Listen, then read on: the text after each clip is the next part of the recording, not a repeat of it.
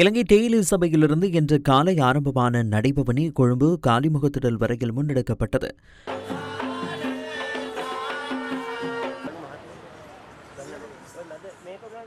இதனைத் தொடர்ந்து பெருந்தோட்டம் மற்றும் சமூக உட்கட்டமைப்பு பிரதி அமைச்சர் சுந்தரலிங்கம் பிரதீப் தலைமையில் கொழும்பு காலிமுகத்திடலில் தேயிலை தின நிகழ்வு நடைபெற்றது.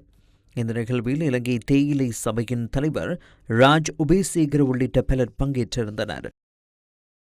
இன்று உலகத்திற்கு இலங்கை தேசத்தை அறிமுகம் செய்தது இந்த தேயிலை, இலங்கை தேயிலை சிலோன் டீ. எனவே இந்த தேயிலை ஏற்றுமதி மூலமாக பல கோடி ரூபாய் வருமானத்தை பெற்றாலும் கூட இன்று தொழிலாளருடைய நிலைமை இன்னும் மோசமான நிலையில் இருக்கின்றது. எனவே தேசிய மக்கள் சக்தி அரசாங்கம் எங்களுடைய ஆட்சியிலே தொழிலாளருடைய சம்பளத்தை நாங்கள் உயர்த்தி இருக்கிறோம். ஒரு காலத்திலே 176% ஏற்றுமதியிலே இந்த பெருந்தோட்ட கம்பெனிகள் பங்களிப்பு செய்தன. ஆனால் இன்று 20% குறைந்து இன்று 70% அந்த ஏற்றுமதி இடத்தை இன்று சிறு தோட்ட தேயிலை உரிமையாளர்கள் கைப்பற்றியிருக்கிறார்கள்.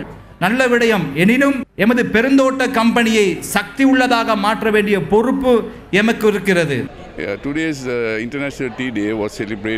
காலிமுகத்திடலில் சர்வதேச தேயிலை தினம் முதன்முறையாக கொண்டாடப்பட்டது. இங்கு முதன்முறையாக நடைபெறுவதால் இது மிகவும் முக்கியத்துவம் வாய்ந்ததாகும். ஏனெனில் ஒட்டுமொத்த வர்த்தக துறையிடமிருந்தும் நான் எதிர்பார்த்த அதே உத்வேகத்துடன் அனைத்து தரப்பினரையும் இந்த நிகழ்வில் பங்கேற்க செய்ய எங்களால் முடிந்தது. இன்று இங்கு அனைவரும் இருப்பதை நினைத்து நாம் அனைவரும் பெருமை அடைகின்றோம். இது ஒட்டுமொத்த தொழில்துறைக்கு முக்கியமானது. இந்த தொழில்துறையை பொறுத்தவரையில் இணைந்து செயற்படுதல் என்பது கூட்டு பொறுப்பு என்பது மிகவும் முக்கியமானது. இதேவேளை 2026 ஆண்டு சர்வதேச தேயிலை தினத்தை முன்னிட்டு சீனாவில் தேயிலை மாநாடு என்று நடைபெற்றது.